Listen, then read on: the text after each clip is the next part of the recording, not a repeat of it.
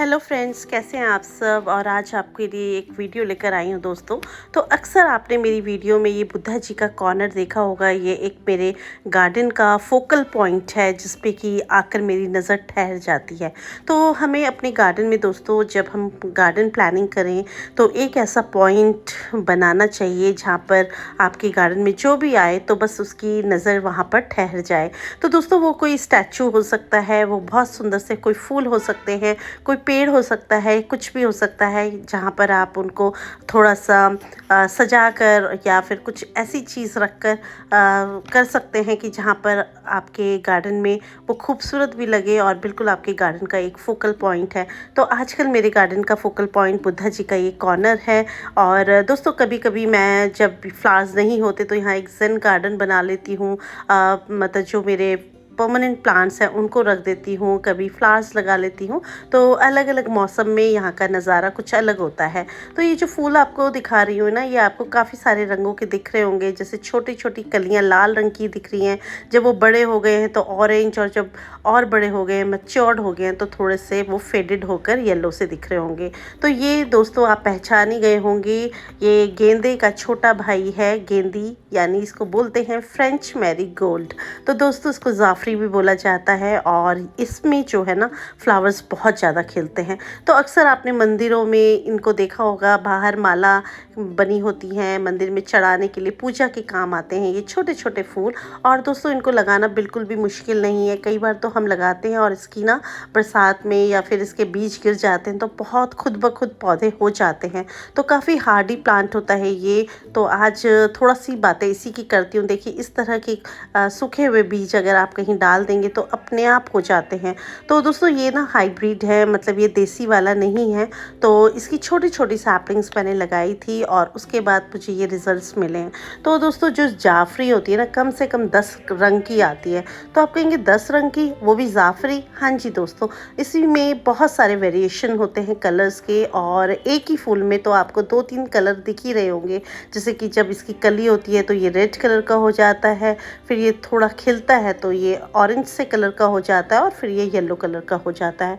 तो आज हम बात करेंगे सबसे पहले दोस्तों कि काफ़ी हार्डी प्लांट है और ये एनुअल है। इसको आप ना साल में 2 बार लगा सकते हैं। तो एक बार तो दोस्तों इसकी जो सीड्स हैं उनको हम जुलाई में बो सकते हैं और उसमें सितंबर अक्टूबर तक जाकर फ्लावरिंग शुरू हो जाती है। और दूसरी बार हम इसके जो बीज हैं उन्हें हम फरवरी में लगा सकते हैं, जिससे कि आगे गर्मियों में आपको फूल दे, मार्च अप्रैल मई तक आपको फ्लावर्स मिल जाएं।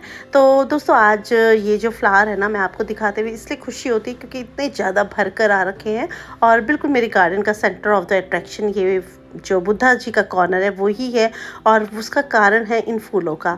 तो बहुत अच्छी खुशबू आती है इसमें। जब ये फूल जो मैच्योर्ड हो जाते हैं ना, तो आप उनको तोड़े मत और उस पर 2-4 फूल लगे रहने दें, क्योंकि इसकी जो खुशबू होती है उससे इंसेक्ट्स नहीं आते, मच्छर नहीं आते और आपका गार्डन जो है ना बहुत अच्छा रहता है।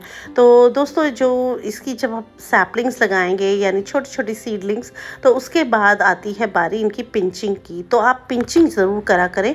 उससे क्या होता है ना कि जैसे एक सीधा पौधा है तो उस पर एक ही फूल आएगा, लेकिन अगर आप उसको पिंच कर देंगे तो उसमें 3-4 कल्ले फूटते हैं। फिर आप उनकी पिंचिंग कर दीजिए। जितना आप घना उस पौधे को बनाएंगे ना, उतना आपके जो ये पौधे हैं बनेंगे और उतने ज़्यादा बुशी होके फ्लावर आएंगे। देखिए, मैं आपको बीज अपने दिखा रही हूँ जो सूखे हुए मतलब फूल हो चुके हैं, उसमें इस तरह के सीड्स बनते हैं। इन्हीं को आप संभाल के रख लीजिए और फिर फरवरी में दोबारा लगा दीजिए। तो इसके जो मैंने जैसे आपको बताया, सूखे फूलों को रख कर आप अपना सीड भी बना सकते हैं।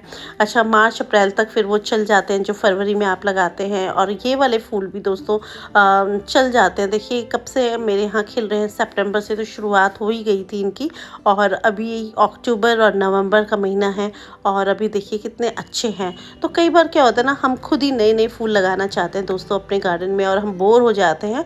और जब हमारे थोड़ा सा ये मुरझा जाते हैं तो हम इनको निकाल के नई सैपलिंग लगा देते हैं। तो कसूर इनका नहीं है, पौधों का। अगर आप इनसे फ्लावरिंग लेना चाहते हैं तो बस इनकी थोड़ी देखभाल करिए, बहुत अच्छी फ्लावरिंग होगी। एक तो दोस्तों, जब फूल खिल जाए तो आप इसमें पानी की कमी बिल्कुल ना होने दें। कई बार क्या होता है, हम काम के चलते पानी देना भूल जाते हैं या पानी हमने छोड़ दिया क्यारी में, तो किसी किसी पौधे में वहाँ तक पानी नहीं पहुँचा, तो उस कारण वो पौधा सूखने लग जाता है। तो पानी बना रहेगा, पौधे में नमी बनी रहेगी, तो फ्लावरिंग बहुत तरोताज़ा होएगी, ज़्यादा होगी। अब दूसरी बात करते हैं दोस्तों इसकी सनलाइट की। तो इसको मैक्सिमम सनलाइट चाहिए आपके गार्डन में। जिस जगह पर बहुत सनलाइट आती है, मतलब 4 से 6 घंटे की धूप इसको मिल जाए, डायरेक्ट सनलाइट में लगा दीजिए, इसको कोई प्रॉब्लम नहीं है, बहुत अच्छे फूल देता रहता है। पानी की बात करूँ तो दोस्तों मिट्टी जो है ना, उसमें पानी रुकना नहीं चाहिए, यानी वो दलदली नहीं होनी चाहिए, सॉगी नहीं होनी चाहिए। तो आपकी जो मिट्टी है वो वेल ड्रेनिंग हो, पानी आप दें तो वो अपने अंदर उसको सोख ले। या फिर अगर आप गमले में लगा रहे हैं तो गमले से पानी, जो उसके ड्रेनेज होल्स हैं, बहुत अच्छे हों जिससे कि पानी निकल जाए। और मैंने तो ये क्यारी जैसी बना हुआ है स्टेप में मेरे, तो मैंने यहाँ लगाया, तो जितना पानी मैं डालती हूँ सब नीचे चला जाता है, तो इस तरह की कोई प्रॉब्लम मुझे नहीं होती है। दोस्तों बात करें अगर पेस्ट अटैक की, तो इसमें बिल्कुल पेस्ट अटैक नहीं होता है, क्योंकि इसकी जो खुशबू होती है ना, उसके कारण कीड़े इस पर नहीं आते हैं, कीड़े इस पर नहीं लगते हैं। और अगर हम बात करें फर्टिलाइज़र की, तो जो गार्डन सॉइल है उसमें आप कंपोस्ट अच्छी मात्रा में मिला दीजिए। जिस टाइम आप इनको लगा रहे होते हैं तो आपको बार बार फर्टिलाइज़ करने की ज़रूरत नहीं पड़ेगी, और वैसे भी गेंदे को ज़्यादा फर्टिलाइज़र की ज़रूरत नहीं पड़ती है। तो दोस्तों अगर आप पानी बहुत ही ज़्यादा देंगे या फर्टिलाइज़र बहुत ज़्यादा देते हैं, कई बार क्या होता है कि मिट्टी का पीएच बिगड़ जाता है, और उसके चलते ना पौधा तो बहुत हरा भरा दिखता है लेकिन फूल नहीं आते हैं। तो आप उसमें बहुत ज़्यादा फर्टिलाइज़र देने की ज़रूरत नहीं है इसमें।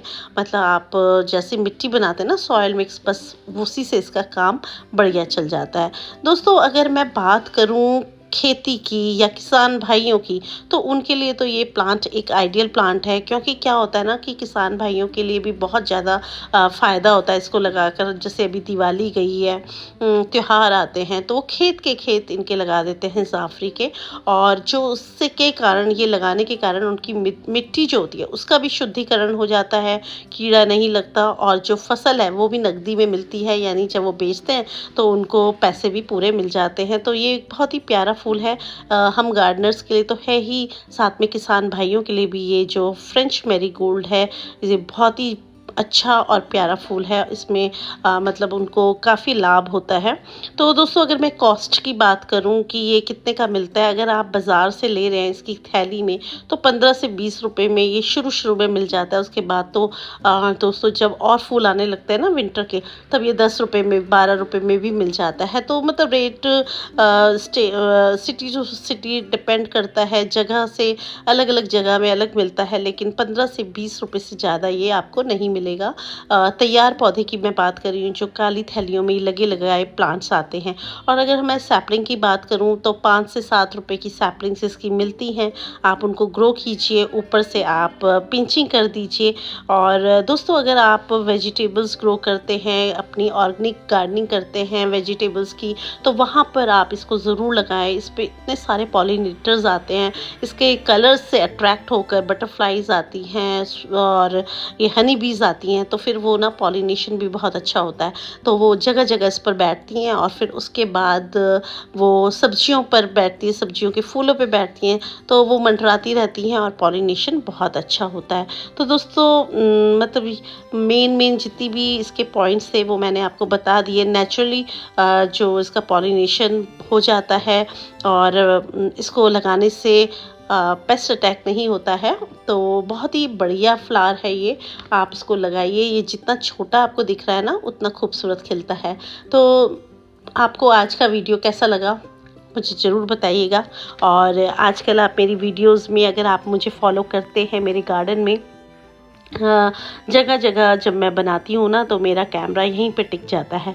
तो मुझे लग रहा था कि मैं क्यों ना इस फूल के ऊपर आपसे बात करूँ और इस पर भी एक वीडियो बनाई जाए, क्योंकि जो भाई बहन जिनको मालूम है कि जाफरी के फूल हैं उनके लिए तो ठीक है, लेकिन कई लोग ऐसे भी होते हैं जो नए गार्डनर्स होते हैं, या उनको नहीं मालूम ये इकट्ठे फूल जब खिल रहे हैं किस चीज़ के हैं। क्योंकि जब 1-2 पेड़ में हम इनको देखते हैं ना, तब तो हम इनको पहचान जाते हैं, लेकिन दूर से कई बार ये फूल इतने ज़्यादा इकट्ठे होते होते हैं तो समझ भी नहीं आता ये कौन से हैं। तो इसलिए मैंने सोचा कि आज आपके लिए एक वीडियो बनाया जाए और आपको दिखाया जाए कि ये देखिए फ्रेंच मैरीगोल्ड है और बहुत ज़्यादा अच्छे सुंदर फूल ये खिल रहे हैं। तो आप देख ही रहे होंगे इसकी जो कलियाँ कैसे रेड और मैरून सी कलर की हैं, और बिल्कुल पास से आपको दिखाती हूँ। और फिर जैसे जैसे ये फ्लावर जो है ना, इसकी जो कलियाँ हैं मैच्योर होती हैं, पूरा फूल खिलता है तो वो ऑरेंज जैसा हो जाता है और उसके बाद वो येलो जैसा हो जाता है। तो दोस्तों आज का वीडियो आपको कैसा लगा प्लीज़ मुझे कमेंट्स में बताइएगा। अच्छा लगे तो प्लीज़ लाइक कीजिए, और अगर आपने मेरे चैनल को अभी तक सब्सक्राइब नहीं किया है तो कर लीजिए। फिर मिलते हैं दोस्तों आपसे किसी नए वीडियो में किसी नए टॉपिक के साथ। तब तक के लिए हैप्पी गार्डनिंग, गुड बाय दोस्तों।